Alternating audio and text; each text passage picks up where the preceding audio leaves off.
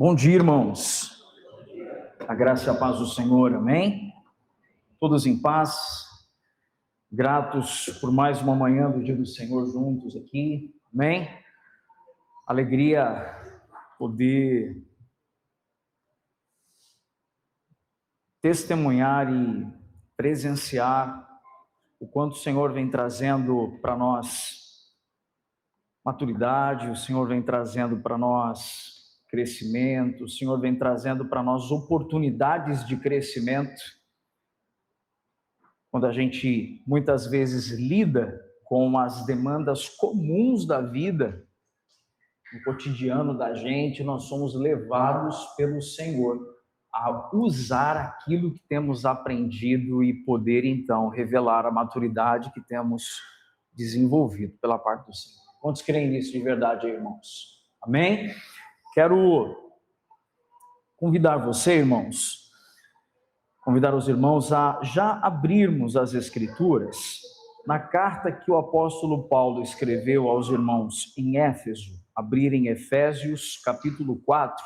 Nós vamos ler hoje dos versos 1 ao 10. E à medida que você encontra, meu irmão, vamos nos colocando de pé.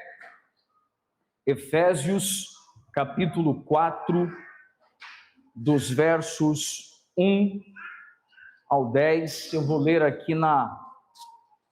Qual a versão que eu vou ler, irmãos? Os irmãos até já me ouvem dizer isso daqui regularmente. Vou ler na NAA, contudo, você pode acompanhar aí na sua versão também. Vamos ler as Escrituras, irmãos. Quantos aqui amam a rica palavra de Deus? Amém? Por isso eu, prisioneiro no Senhor, peço que vocês vivam de maneira digna da vocação a que foram chamados, com toda a humildade e mansidão, com longanimidade, suportando uns aos outros em amor, fazendo tudo para preservar a unidade do vínculo, a unidade do Espírito no vínculo da paz. Há somente um corpo e um só Espírito, como também é uma só a esperança para a qual vocês foram chamados. Há um só Senhor, uma só fé, um só batismo, um só Deus e Pai de todos, o qual é sobre todos, age por meio de todos e está em todos. E a graça nos foi concedida a cada um de nós, segundo a medida do dom de Cristo. Por isso diz, quando ele subiu às alturas, levou cativo o cativeiro e deu e concedeu dons aos homens. Ora, o que quer dizer ele subiu, senão que também havia descido até as regiões mais inferiores da terra? Aquele que desceu é também o mesmo que subiu acima de todos os céus para encher todas as coisas. Vamos falar com o Senhor mais uma vez, irmãos. Pai bondoso e querido, nós queremos mais uma vez nos inclinar, nos dobrar, nos curvar diante da Tua majestade, da Tua soberania. Queremos nos render, Pai, mais uma vez perante a Tua majestade, Senhor, perante a Tua majestade. Nós não queremos, Senhor, mais uma vez, lermos, discutirmos e sairmos daqui, Senhor, com as nossas mentes, com mais informações tão somente, mas nós queremos ler, queremos discernir, queremos ser ministrados pelo Senhor e um tanto mais transformados pelo poder do Teu Evangelho, do Evangelho que Cristo Jesus nos deixou, a boa notícia, a boa nova, de que nós temos uma nova vida para viver aqui nessa terra. Por isso, juntos também, Pai, queremos colocar a nossa mente e o nosso coração submissos à Tua vontade, que é agradável, boa e perfeita. E nos rendendo a essa vontade, que possamos em todas as coisas ser ministrados pelo Senhor, a fim de glorificar o teu nome em tudo quanto fizermos.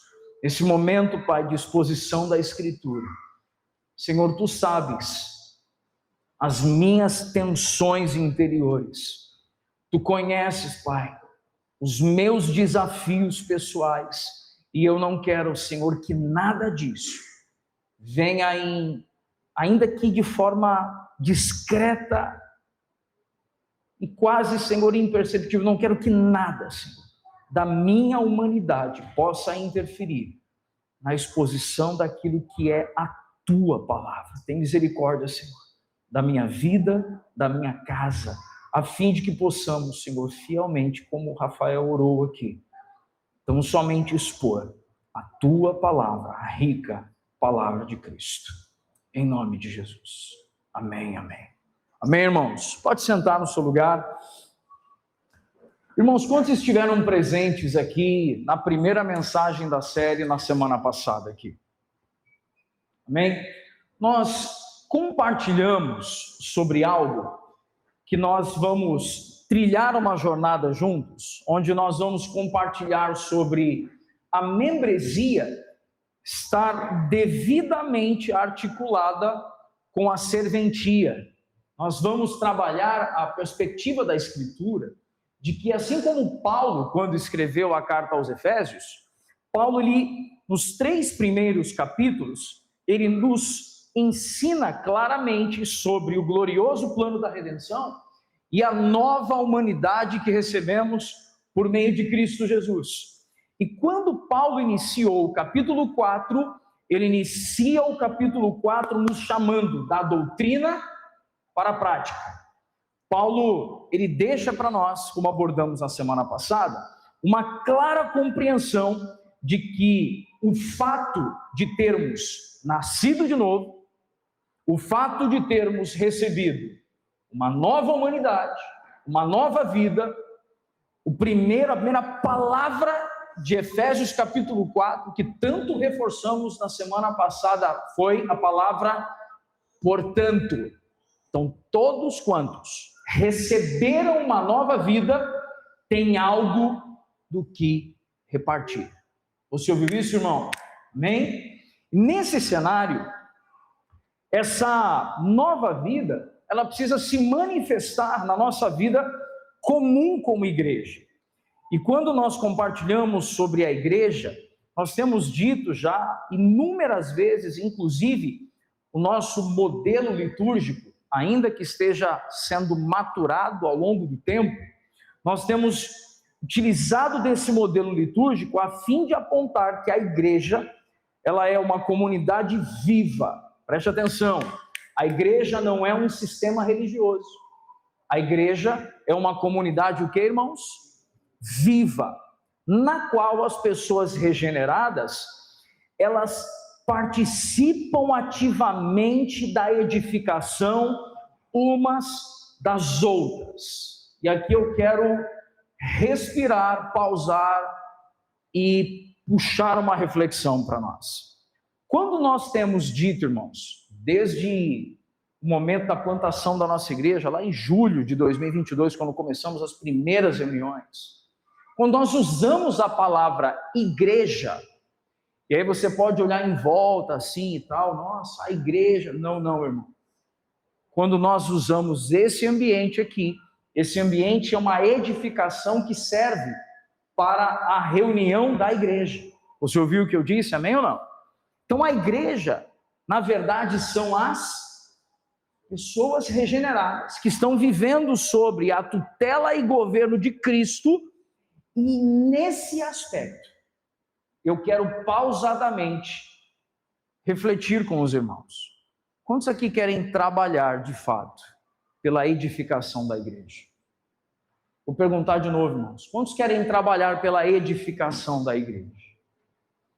Só que se a igreja não é o prédio e nem são as tarefas na nossa agenda, se a igreja são as pessoas que vivem debaixo do governo do Cristo, se eu quero trabalhar em função da edificação do corpo de Cristo e da igreja, na verdade, sabe o que eu estou fazendo, irmãos?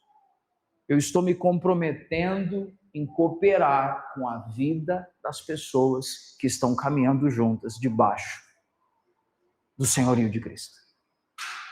O viver, então, como igreja, não é trazer mais uma tarefa ou demanda para a minha agenda, embora tenhamos essas implicações muitas vezes.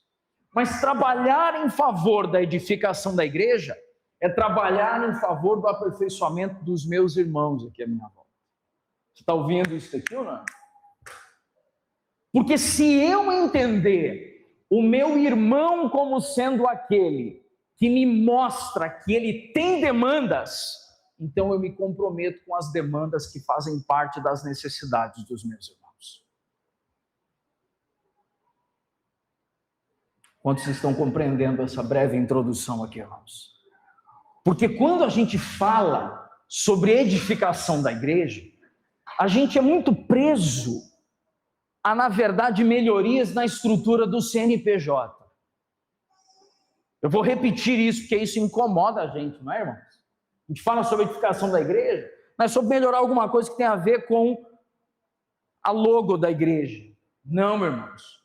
Nós estamos falando sobre gente que precisa de gente para ferro afiar o ferro e serem aperfeiçoados segundo a perfeita varonilidade de Cristo Jesus. Então, quando eu olho em volta, na verdade, deixa eu mudar, inclusive, esse parágrafo. Quantos aqui querem avançar em se comprometer com as demandas do reino de Deus? Quer? Olha a sua demanda aí do seu lado, irmão. Você ouviu o que eu disse ou não? Sabe onde está a sua demanda? A sua demanda está do seu lado aí, ó. A sua demanda está à sua frente. A sua demanda está no seu entorno. Porque o ser igreja extrapola, transcende falarmos do que realizamos como tarefas, mas envolve eu me fazer presente na vida daqueles que são os meus irmãos em Cristo. Sabe, tem um pastor que publicou um livro, eu não era nascido, pastor João Nelson Otto, título do livro O Serviço dos Santos. Ele publicou esse livro em 1979. Faltava um tiquinho para eu chegar ainda. E aí, quando o Nelson Otto, ele publica esse livro, ele faz uma consideração, meus irmãos, que me desafia. Ele dá uma perspectiva, ele traz uma perspectiva sobre a parábola dos talentos, que teologicamente, talvez eu ensinaria sobre a parábola dos talentos de modo um pouco diferente. Contudo, irmãos, uma reflexão tão útil e tão oportuna para nós. Quando nós falamos sobre a parábola dos talentos, quais são os números dos talentos dados a cada servo? Os irmãos lembram? 5, 2 e 1. O número de talentos dados a cada servo.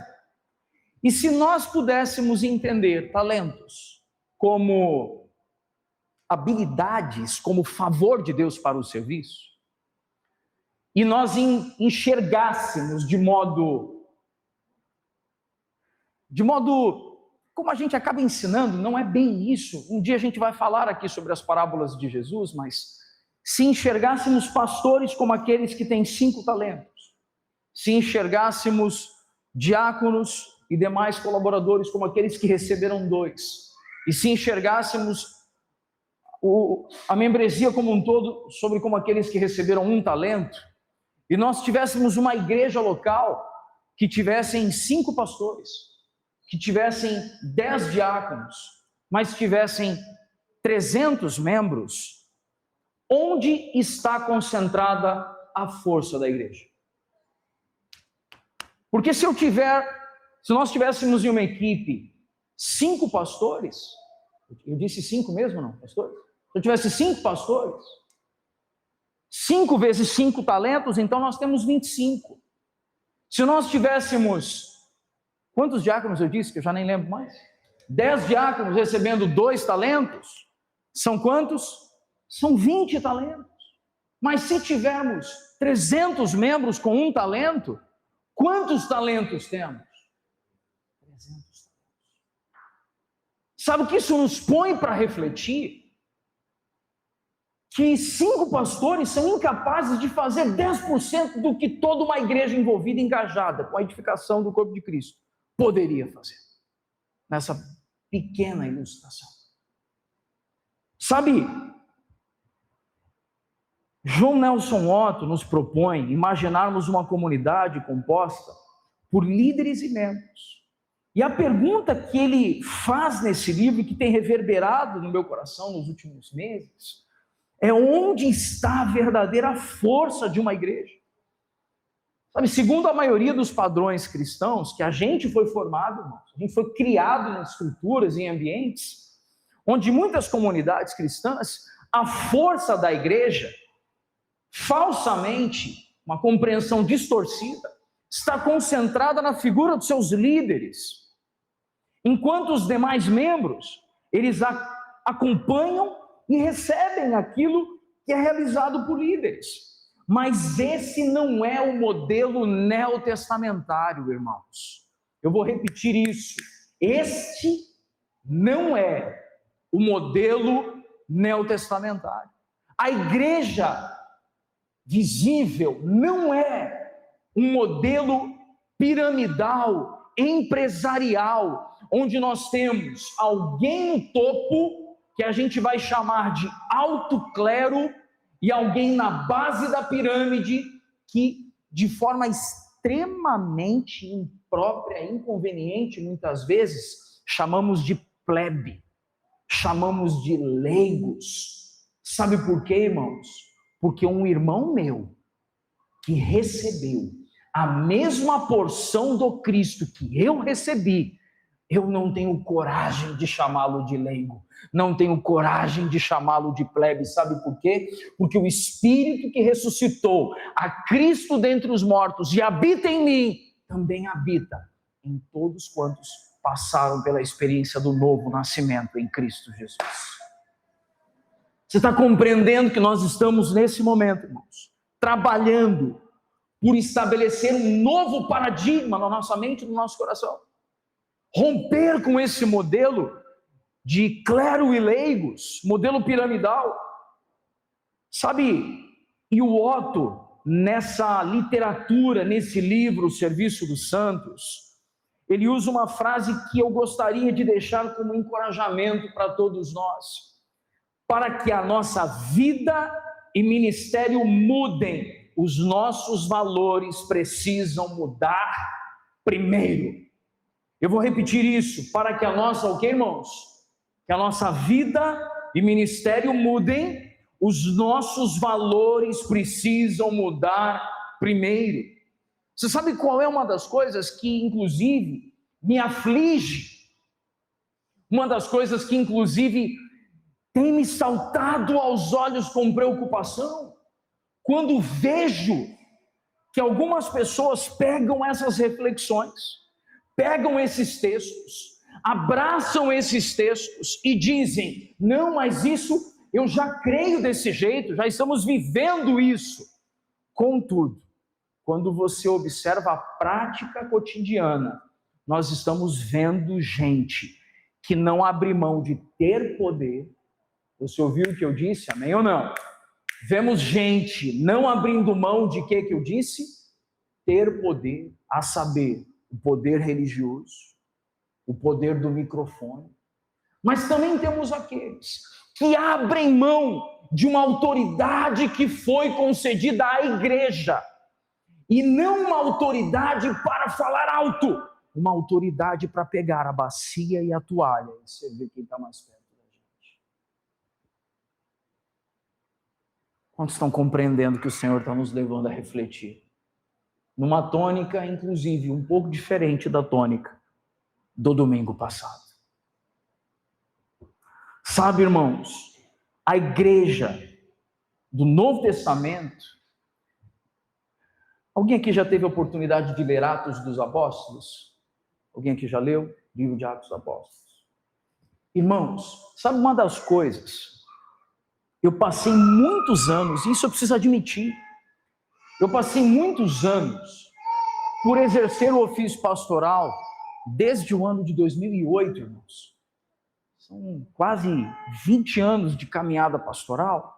A gente muitas vezes lê o texto para conseguir enxergar alguns detalhes e poder pegar e poder compartilhar.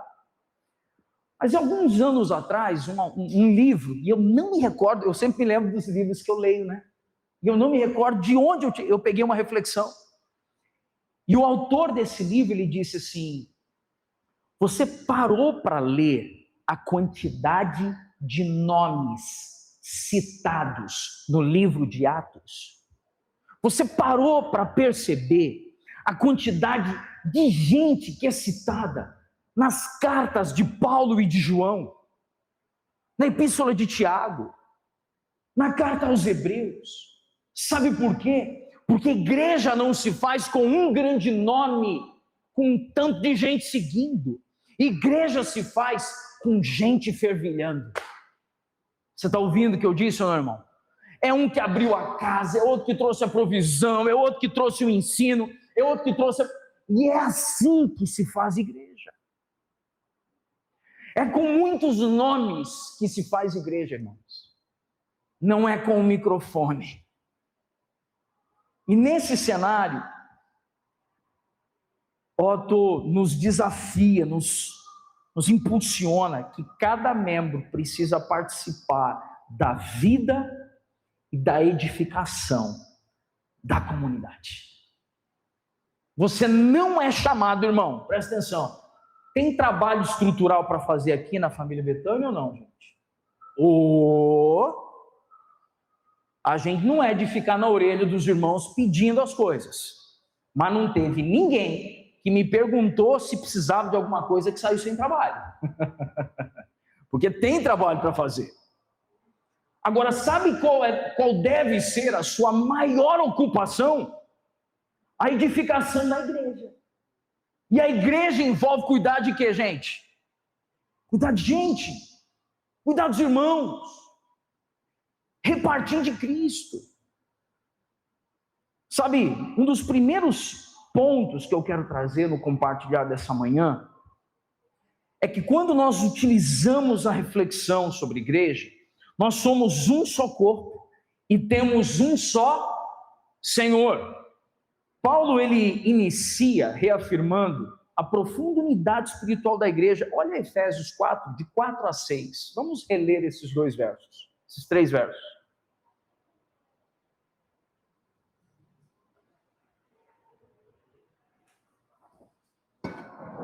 Efésios 4, de 4 a 6. Paulo está dizendo: há somente um corpo e um só espírito, como também é uma só a esperança para a qual vocês foram chamados. Há um só Senhor, uma só fé, um só batismo, um só Deus e Pai de todos, o qual é sobre todos, age por meio de todos e está em todos. Irmãos, você parou para perceber quantas vezes nós passamos por esse texto sem dar ênfase a uma palavrinha que eu, no tom de voz aqui, enfatizei? Qual a palavra que eu enfatizei no tom de voz aqui?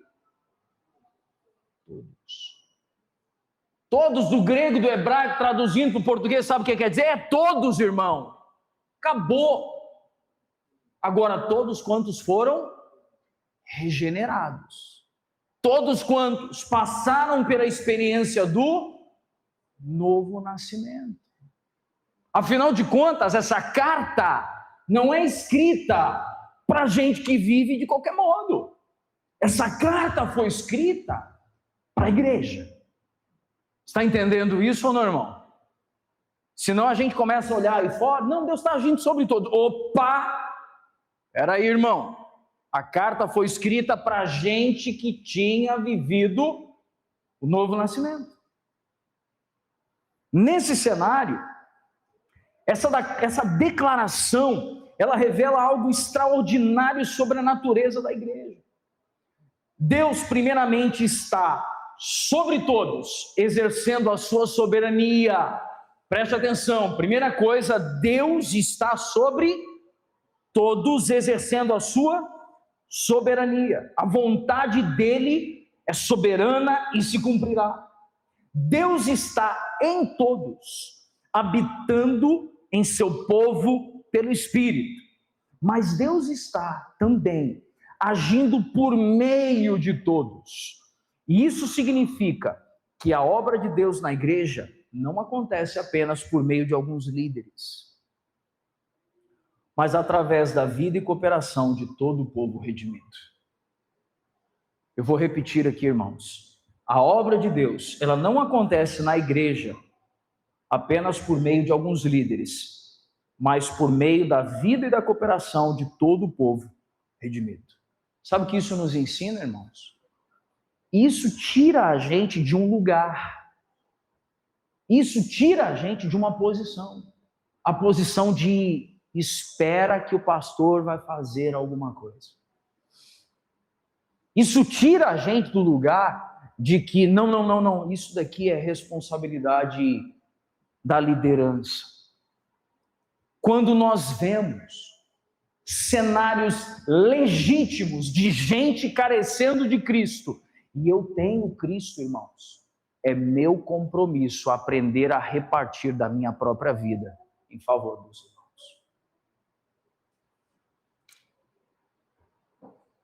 Sabe, irmãos, John Stott, ele apresenta Efésios. Quando ele vai falar sobre Efésios, ele apresenta a igreja como a nova humanidade reconciliada em Cristo, na qual cada membro participa da vida e da missão do corpo. E uma das coisas que a gente tem falado aqui, e essas coisas, irmãos, elas precisam sair do campo do que a gente pronuncia, e elas precisam adentrar o campo do que a gente vivencia como experiência. A gente sempre tem dito algo aqui entre nós, que Deus não chamou você para uma grande obra, né? Deus não tem, né, aquelas pessoas para ser os seus queridinhos, né? Aquelas pessoas para... Deus chamou para si um povo. A gente sempre usa essa expressão aqui. Mas usar essa expressão não é apenas para que seja uma frase bela e agradável aos ouvidos. Essa frase é para nos levar a uma compreensão de coletividade. É para nos levar a uma reflexão de que se Deus está formando para si um povo, é por isso que Paulo, no capítulo 4 de Efésios, ele fala sobre a justa cooperação de cada parte. Quantos irmãos estão compreendendo até aqui? Sabe, irmãos, pastor presbiteriano Augusto Nicodemos, ele nos lembra que o Novo Testamento ele apresenta a igreja como uma comunidade espiritual. Semana passada eu mencionei de que Nicodemos, ele fala sobre o sacerdócio de todos os santos como doutrina. Foi algo que Martinho Lutero, bem como pré-reformadores, tentaram resgatar no período da Reforma. Por quê? Porque o poder da igreja naquele período estava concentrado naquilo que chamamos de alto clero. Mas o sacerdócio de todos os santos, ele não é para dizer que não há líderes na igreja. Mas a doutrina do sacerdócio de todos os santos é para incutir na igreja a compreensão de responsabilização coletiva e não responsabilização parcial. Os irmãos ouviram o que eu disse? Amém ou não? Sabe, nesse cenário, há uma verdade que nós precisamos reforçar aqui entre nós. Esse texto que enfatizamos de Efésios 4, de 4 a 6, todos aqueles que pertencem a Cristo foram chamados para participar da vida e da edificação da igreja. E aí eu quero fazer uma pergunta que ela precisa reverberar no seu coração agora. Hoje a gente não liga muito mais para as pessoas. Sim ou não, irmãos? A gente não liga mais. Eu sou da época do orelhão, da ficha ainda. Por isso que a gente faz a brincadeira com os mais jovens. A gente vai brincar com os mais jovens, assim. E a gente paga de tiozão, né, gente? A gente vai conversar, caiu a ficha? Aí ele olha para cada gente assim, o que você está falando? Momento de nostalgia do culto. Passou, vamos embora. Nesse cenário, sabe, irmãos? A gente não liga mais para as pessoas. A gente manda uma mensagem, não é verdade? A gente não manda nem torpedo mais, né, irmãos? A gente manda uma mensagem. Mas eu preciso te fazer uma pergunta. Se a gente projetasse aqui as mensagens que você trocou nessa semana, quantos irmãos teriam nas suas últimas mensagens? Se a gente projetasse aqui os gestos de amor que você emitiu essa semana, quantas pessoas teriam relacionadas de gente que você perguntou e não perguntou para o outro só responder que está tudo bem? É que você perguntou mesmo para saber se ele está carecendo de alguma coisa.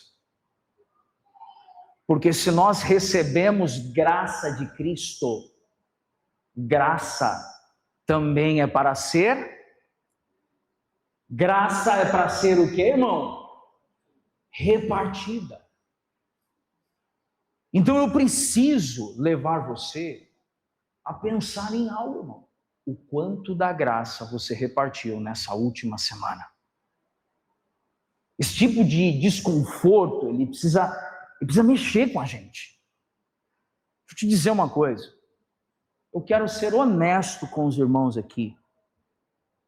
Eu não consigo enviar mais mensagem para todos os irmãos, como eu fiz entre os anos de 2022 e 2023. Nos anos de 2022 e 2023, os irmãos recebiam às 6h15 da manhã, 6h30 da manhã, áudios meus de 3 minutos. Porque eu mandava áudios para os irmãos, querendo saber como estavam, citando versículos, ministrando ao coração dos irmãos. Contudo, nós não somos mais um grupo de 10 irmãos. Isso não quer dizer que eu não estou fazendo ainda, só que talvez eu não esteja mais fazendo com você. E ao invés de você esperar, e o pastor não mandou mais uma semana sem o áudio do pastor, por que você não manda para alguém, irmão? Porque isso é repartir graça. Você compreende isso, irmão? Pastor, mas estou sangrando aqui. Ô, irmão, quantas vezes Cristo vai ter que falar ao nosso coração que ele estava sangrando para oferecer da sua própria vida, e a gente todo primeiro domingo do mês se reúne dizendo que Jesus, na noite em que foi traído, tomou o pão, tendo partido e dado graças, declarou que este é o meu corpo que é partido em favor de vós. Sabe o que isso quer dizer, irmão? Que se importar com alguém, cuidar de alguém, servir alguém, não vai acontecer só no dia que você está bem. Porque se eu estiver esperando um dia que está tudo bem para também servir os irmãos, gente, eu não ia servir vocês em vários domingos. Eu teria escolhido ficar em casa. A cabeça estava cheia. A cabeça estava pilhada. Mas não. A gente tem responsabilidades. Mas é porque você é o pastor da igreja. Não, irmão. É porque eu sou um escravo de Cristo.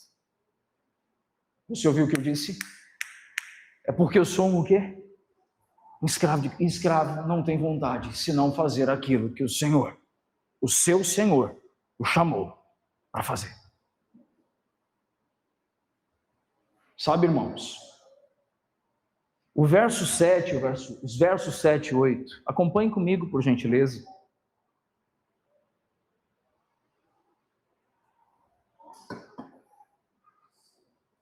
Os versos 7 e 8 dizem o seguinte: e a graça foi concedida ao quê, irmãos? Pode pronunciar em alta voz: a graça foi concedida a cada um de nós, segundo a medida do dom de Cristo.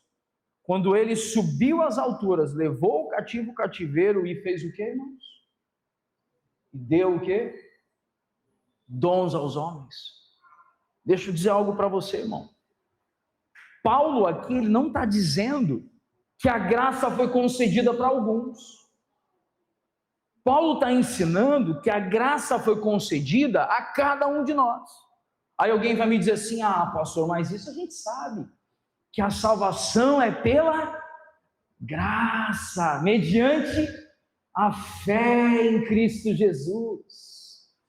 Nesse cenário, irmãos, o apóstolo João, preste atenção nisso, o apóstolo João aqui, ele não está falando apenas da graça que salva, ele está falando da graça que capacita.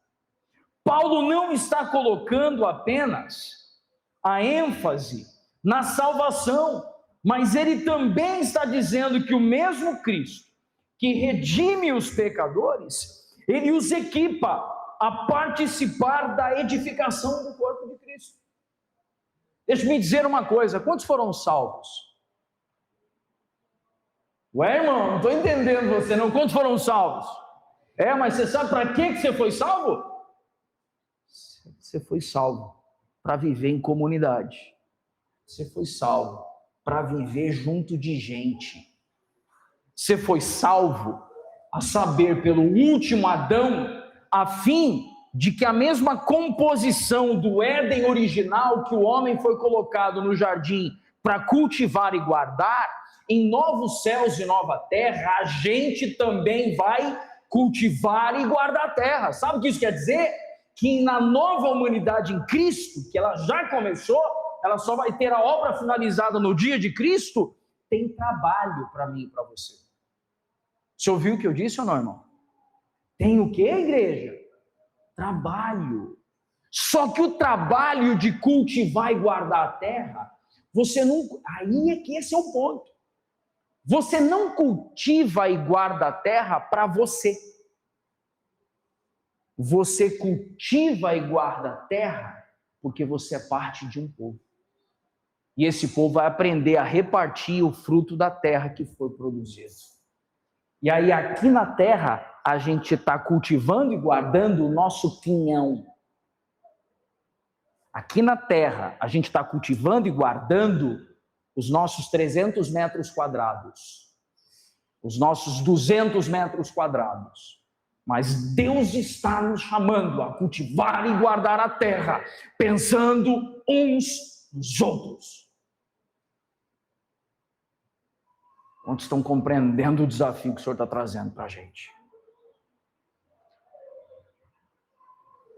Sabe, queridos, no Novo Testamento, a gente usa a palavra graça, e eu preciso aqui trabalhar isso sem pressa. Geralmente, eu brinco muito com o Elinete sobre isso, geralmente eu ponho muita informação e corro para ver se eu fecho o esboço. Claramente, desde ontem eu já sabia que eu não terminaria o esboço. Porque eu percebo o Senhor querendo mexer, como o Otto disse, para que a nossa vida e ministério mudem, os nossos valores precisam mudar. Então hoje eu quero calmamente trabalhar, irmãos, com os irmãos, para que o Senhor mexa com os nossos valores. O Senhor mexa com a nossa mentalidade. Sabe por quê? Porque quando a gente usa a palavra graça, a gente diz que a gente foi salvo pela graça. Existe uma manifestação da graça que chamamos de graça salvífica, que é o Cristo olhando para nós, vendo em nós, como Romanos capítulo 3, lemos na liturgia, nós nos tornamos inúteis. E Cristo, então, nos entrega um favor imerecido, nos salvando de nós mesmos e das amarras do pecado. Mas a palavra graça aqui, ela está associada ao grego charis. Eu descobri recentemente que se escreve no grego com uma letra semelhante à letra X, mas na pronúncia do grego não existe o X. É algo mais parecido com a letra K. Então, por isso, o grego aqui é o grego charis, e que ele tem relação com o serviço. Em diversos textos apostólicos, especialmente nas cartas de Paulo, essa graça, ela não se limita ao perdão ou à justificação. Ela descreve força concedida por Deus para o crente viver de modo a servir o corpo de Cristo. Abra sua Bíblia, por gentileza, em 1 Coríntios 15, 10. 1 Coríntios 15, 10.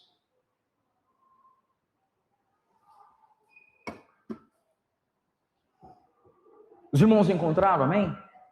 1 Coríntios 15, 10, Paulo disse assim, o que está na sua Bíblia? Pela graça de Deus sou o que sou, e sua graça não foi vã para comigo, não foi inútil para comigo. Antes, e aí Paulo agora usa uma outra expressão. Antes o que, irmãos? Pelo contrário, o que ele fez? Trabalhei muito mais do que todos eles, só que ele termina com uma frase. Todavia não eu, mas a graça de Deus comigo. Sabe o que Paulo estava dizendo aqui? Que a graça é para a salvação, mas a graça também é uma capacitação para o serviço. A graça, sim, ela me tira do império das trevas e me coloca no reino de seu Filho amado, mas a mesma graça me tira de ser um preguiçoso, me tira de ser apenas um receptor de informações, e ela me torna um fiel colaborador do Evangelho de Cristo Jesus. Deixa eu te dizer uma coisa, meu irmão. A verdadeira expressão da graça, ela muda um pouco do nosso vocabulário. A verdadeira expressão da graça, ela altera a nossa forma a forma da gente se portar. Porque a gente não diz mais que está faltando, a gente pergunta, a gente não queixa mais que está faltando, a gente pergunta o que está faltando. A gente não diz mais o que não foi feito, a gente pergunta se pode fazer. A gente não pergunta para o irmão o que ele tem para fazer por mim, a gente questiona o irmão sobre o que eu tenho para repartir com você. E se é de seu interesse, se é de sua necessidade. Sabe, surge uma expressão carismata, também do grego, que literalmente significa dons da graça, que são capacidades espirituais concedidas por Deus para o exercício do serviço e para a edificação da igreja. Deixa eu parar aqui um segundo. Quando a gente fala de serviço cristão, vamos ser honestos aqui entre nós, irmãos. Nós não estamos construindo aqui só mais uma palavra que a gente quer que entre para o nosso canal de Spotify e do YouTube. Não, a gente está construindo uma família aqui, irmão. Está falando sobre isso. Quando a gente fala sobre serviço cristão, vamos ser honestos. Qual a primeira coisa que a gente dá um passo para trás dizendo que nos falta? Porque tem um serviço cristão para ser feito. Sim ou não? Tem uma jornada de vida que tem irmãos que carecem do que nós temos. Por meio de Cristo. Mas a primeira coisa que a gente dá um passo atrás para dizer que não dá, é porque a gente diz que a gente não tem os dons necessários. A gente não tem a capacidade necessária. O tempo eu não vou nem falar, irmão. Porque isso é bíblico. 1 Timóteo capítulo 3 nos ensina que os últimos tempos seriam demasiadamente trabalhosos. Então isso é parte da vida de todo mundo, irmão. Tudo bem? Parte da vida de todo mundo. Mas eu estou falando, sabe do que, irmãos? Eu estou falando de um sentimento de inabilidade.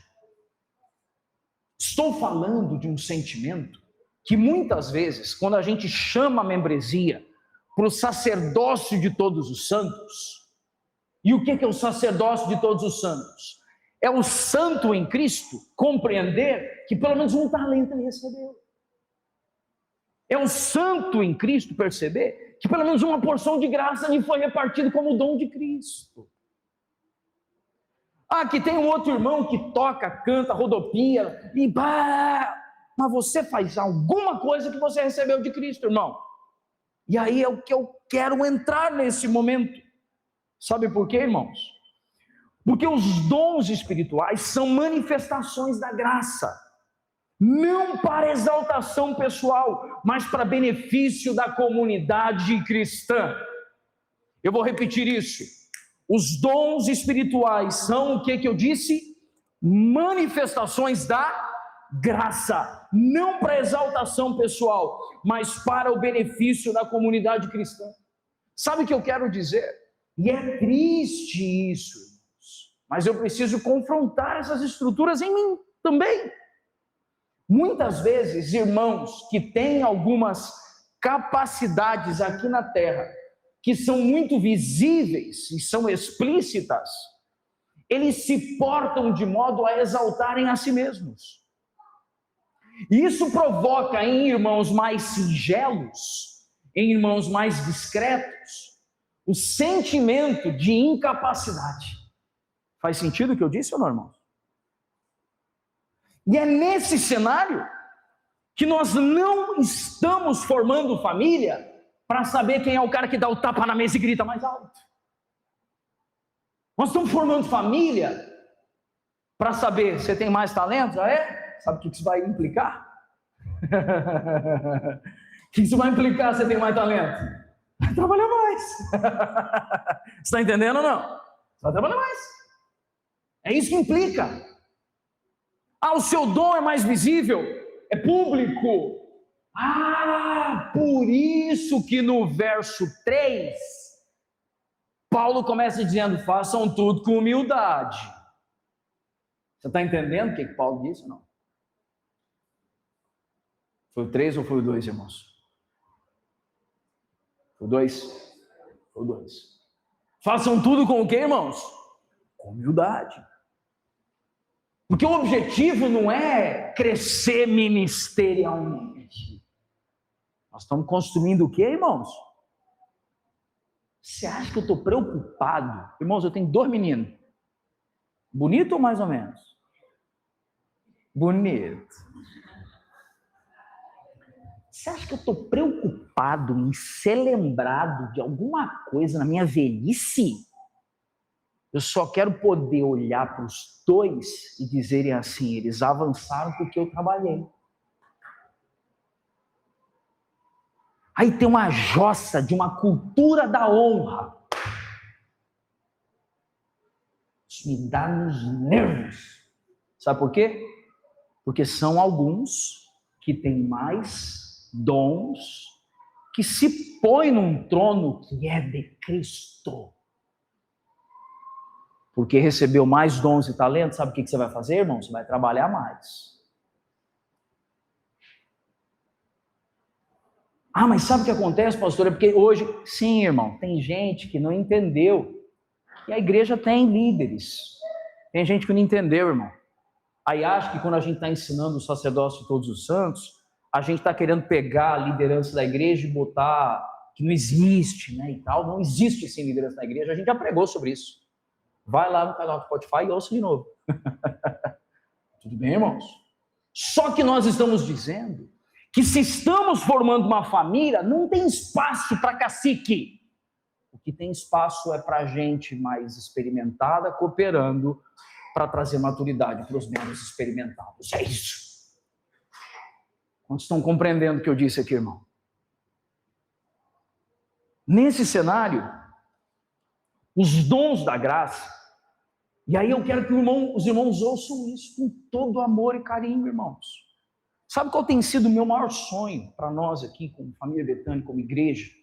Meu maior sonho é que daqui a 3, 5, 10 anos, a gente não precisa mais ficar falando sobre coisas que são comuns dentro de uma família biológica. E a gente quer que extrapole a família biológica porque estamos vivendo como família da fé, unidos por meio de Cristo. Se minha esposa estiver emburrada dentro de casa, o que você acha que eu vou fazer? Fugir dela, pastor? Não! Minha esposa estiver emburrada dentro de casa, o que eu vou fazer, irmão? Eu vou me interessar pelo que possa estar acontecendo com o coração dela e vou lá tentar servi-la. Você está entendendo o que eu estou falando ou não, irmão? A gente não faz isso no casamento da gente?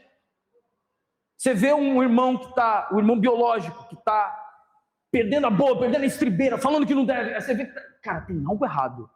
Você não vai segurar esse irmão biológico? Ei, para, rapaz! Para, menina! Aí a gente enxerga que por meio de Cristo, nós somos irmãos e viveremos juntos em novos céus e nova terra. Sabe o que isso nos ensina? Que em 3, 5, 10 anos, a gente pode chegar aqui e não ter mais que o pastor ou outro líder encostar e falar assim, vai lá cuidar daquele irmão para mim, vê o que está acontecendo com ele. Sabe por quê? Porque é natural da nova humanidade em Cristo. O irmão chegar, perceber que tem alguém com alguma coisa errada e falar assim, cara, vem cá, o que está acontecendo? Abre seu coração aqui, cara. Eu estou me importando com você. O que é importar? O que é importar? É pegar algo que está fora e trazer para dentro. Então a gente vai aprendendo a se importar com os irmãos da nossa família da fé. Quantos estão compreendendo até aqui?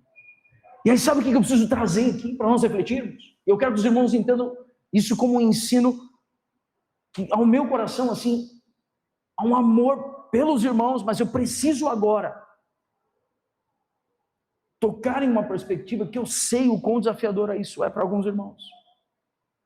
Os dons da graça, eles não são necessariamente manifestações extraordinárias ou espetaculares. Eu vou repetir isso. Os dons da graça não são sempre extraordinários ou espetaculares. Eles podem se expressar em serviços aparentemente simples, como ensinar, servir, encorajar, liderar, exercer misericórdia. Pastor, mas do que você está falando? Sabe o que eu estou dizendo, irmãos? Que os dons de Cristo que você recebeu não necessariamente virá com pisca-pisca. Entendeu o que eu estou falando ou não, irmão?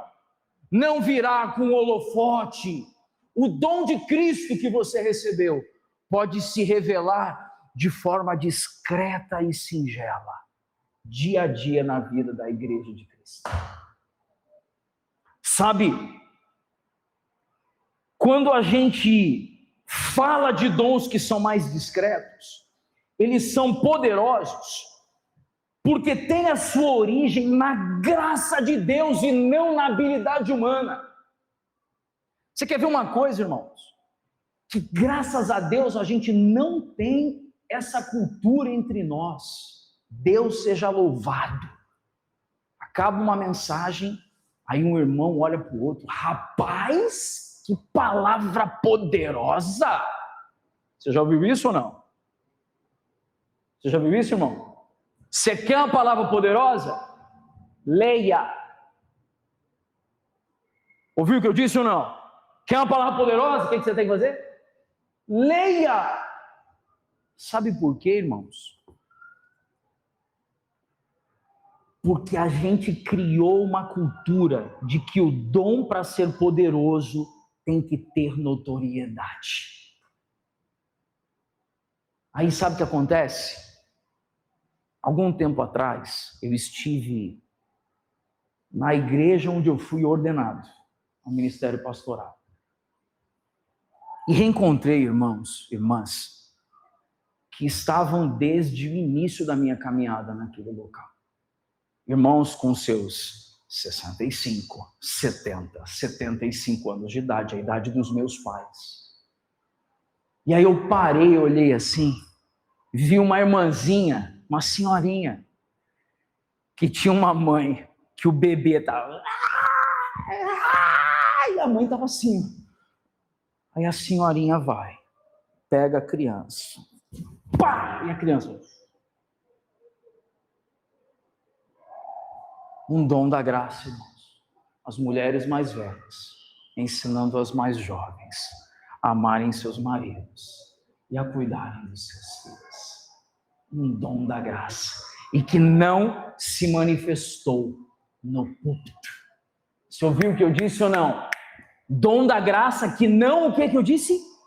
Se manifestou no púlpito. Por isso o serviço cristão, ele não ocorre daqui para aí. O serviço cristão começou na hora que você abriu os olhos e perguntou: como posso eu servir à comunidade de fé e aos meus irmãos, os quais eu pertenço? Quantos estão entendendo o que nós estamos trazendo aqui, irmãos? E aí sabe o que acontece? E aí é nesse sentido que eu quero encorajar os irmãos. Se nós não temos uma cultura, e preste atenção se o que eu vou falar agora não é um desafio para a gente.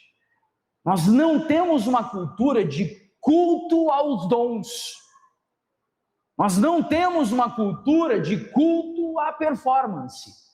Então, se não temos uma cultura de culto aos dons e culto à performance, a forma singela com a qual os dons que você recebeu de Cristo se manifestam são muito úteis para a edificação do corpo de Cristo. Você está entendendo isso ou não, irmão? Então não me importa se o que você faz é visível ou não visível. O que me importa é se o que você faz tem Cristo ou não tem. O que me importa é se o que você faz glorifica Cristo ou põe você sentado no trono, porque você vai ficar mais famosinho pelo que você fez.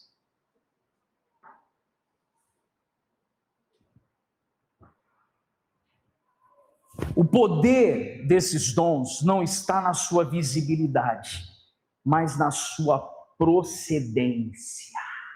E eu quero reforçar isso. O poder dos dons não está na visibilidade, mas está na sua procedência, que é a graça de Deus, operando por meio de gente comum, a fim de obtermos a edificação do corpo de Cristo. Esse é o poder dos dons fervilhando na vida da igreja. É gente comum que recebeu algo poderoso vindo do eterno, a fim de que o corpo de Cristo seja edificado. Isso faz com que a nossa pergunta não seja do que eu preciso, mas a pergunta seja: como posso servir ao corpo de Cristo? Quantos estão aqui até o momento compreendendo e sendo edificados e abençoados, irmãos? Amém? Vamos falar com o Senhor. Porque todos recebemos algo da parte de Deus.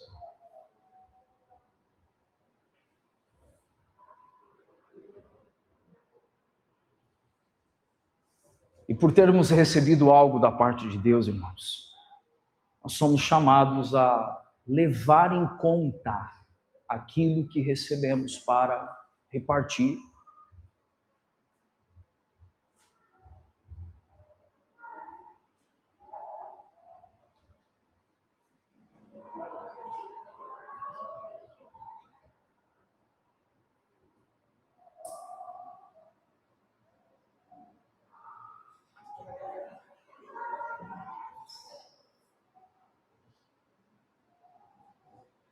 Se os irmãos puderem, olhem para mim só mais um instante antes de orarmos coletivamente.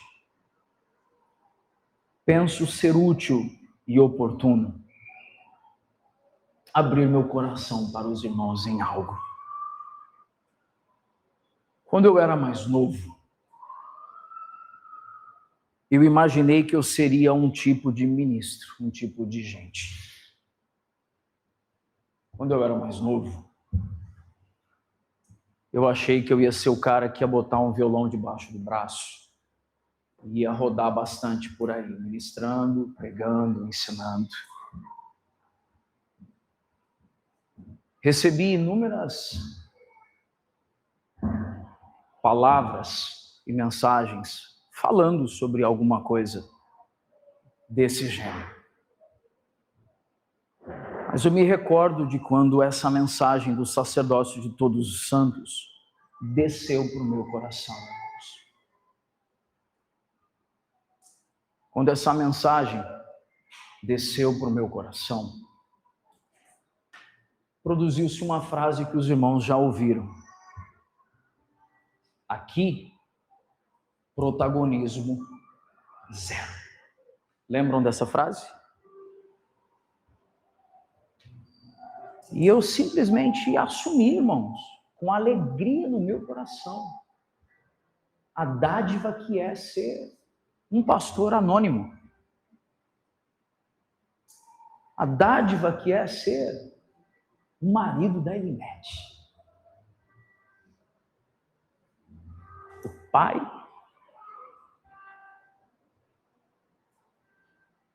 do Daniel e do Samuel. Porque a gente foi ensinado, muitas vezes, que fazer uma grande obra é ter um nome muito conhecido. Mas a grande obra que Cristo me chamou para fazer está aqui, com um pequenino rebanho, no morado de Laranjeiras, a fim de servir ao Senhor. E essa é a minha justa cooperação de cada parte. Então o Felipe não sente mais necessidade de ficar olhando o celular, esperando uma ligação com DDD 11, 33, achando que eu vou parar em São Paulo, em Belo Horizonte, para fazer alguma coisa muito grandiosa. Não, irmãos. Porque a obra grandiosa é a obra do Cristo e ela já foi feita. Você está ouvindo isso, irmão? Ela já foi feita. Então, sabe o que é a minha justa cooperação de cada parte? É enxergar os dons que eu recebi do Senhor. E eu me queimar, me gastar. Como Paulo disse, eu me gastarei e me deixarei gastar, a fim de lhes anunciar todo o conselho de Deus. E eu quero muito encorajar todos os irmãos aqui, a que a gente seja simples. Eu tive muita dificuldade de enxergar a vida cristã e o serviço cristão como algo simples, e eu ainda tenho. Só que eu tenho essa luta agora de forma mais consciente. Então eu consigo brigar com a minha natureza. E nesse cenário, irmãos, Cristo está nos chamando para repartir da gente mesmo, para gastar a nossa vida. E como eu tenho dito, sabe, irmãos, eu sei que assusta alguns de vocês. Ah, mas o que isso vai custar? Isso vai custar tudo, irmãos. Não estou fazendo convite para o ativismo religioso. É um lugar que a gente não quer estar, no lugar do ativismo religioso. Mas eu não quero privar o meu irmão de uma porção da graça que eu recebi. Eu não quero privar o irmão de conhecer uma faceta do Cristo que eu sei que os meus gestos, inspirados pelo Espírito, podem comunicar. Não quero me tornar um profissional da fé. Não quero me tornar, irmão, alguém que simplesmente está tão preocupado com tarefas que se esquece que Cristo não veio entregar para a gente uma estrutura organizacional. Cristo veio entregar para a gente a sua vida para formar para si um povo. Aí sabe o que acontece? Quando eu ponho meu coração nesse sentido, o meu maior anseio, irmão, é que Cristo fale com o coração dos irmãos, como Cristo tem falado comigo. Não quero ser ouvido porque estou gritando. Não quero ser ouvido porque estou berrando aqui. Só quero que Cristo, o Supremo Pastor e Bispo das Almas, não nos deixe no lugar de inércia. Não nos deixe no lugar de conforto. Mas nos deixe no lugar onde a gente enxerga que a gente está sendo moldado pelo verdadeiro Senhor da igreja, que é o Cristo, o Filho do Deus vivo. E a gente sabe, irmão, a gente sabe quando a gente não está vivendo de modo digno da vocação. A gente sabe. Sabe, deixa eu te dizer algo. O Instituto Barna, o Barna Group, que é o Instituto Cristão de Pesquisa, no mundo inteiro, em uma pesquisa recente, trouxe que a igreja cristã dos últimos 20 anos, de 2005 a 2025, uma pesquisa finalizada em dezembro,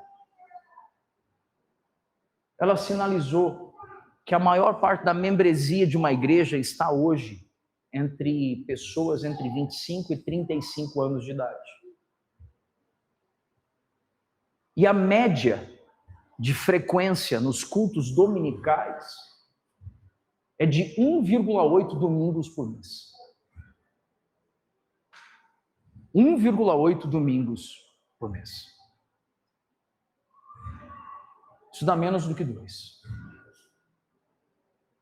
A média é de pessoas que praticamente vão domingo sim, domingo não.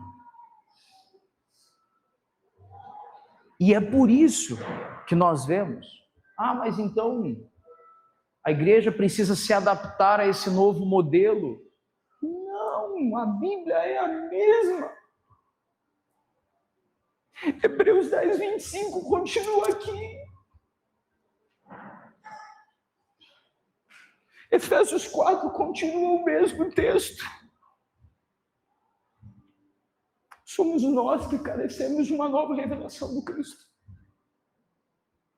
Somos nós. E como levar uma igreja a servir se em domingos alternados ela se expõe à Escritura? Apenas domingos alternados.